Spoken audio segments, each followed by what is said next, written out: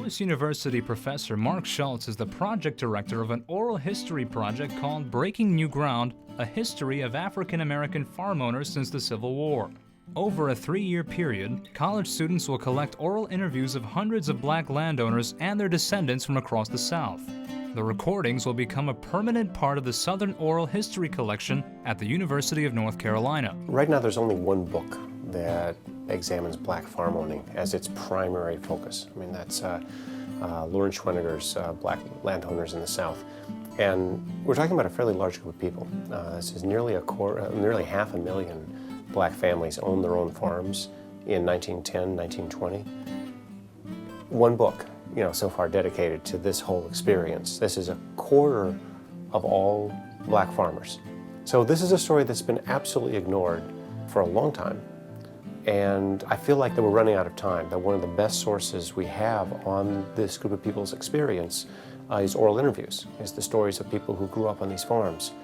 And right now, there are so few black farm owners left, there's so few black farmers in America in general left, that the generation that remembers this is dying off. And so there's a real sense of urgency to the project. Was this simply the same kind of factors that were sweeping small white farmers off the land because that was happening to white farmers? Or is there a racial component to this that's a particular part of the story that needs to be addressed?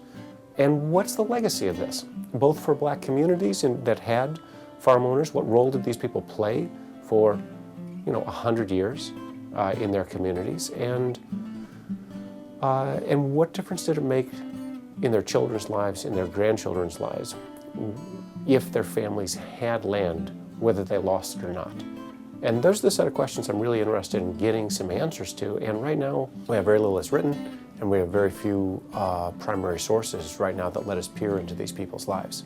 My first book was a monographic study. I interviewed hundreds of people and tape-recorded interviews with about 200 people. So I did some pretty heavy lifting. One county. What does one county tell you about the experience of this whole group of people?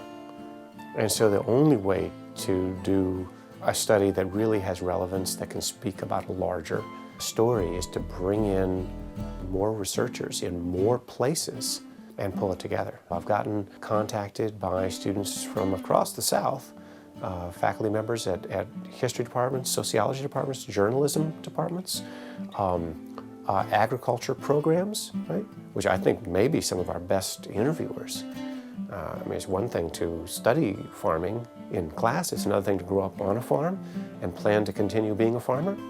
What kinds of questions will those kids ask, when we send them into the field with a microphone? And so bringing in the most diverse kind of collaborators, and that's really how I see them in this project, is going to make us such a richer final product.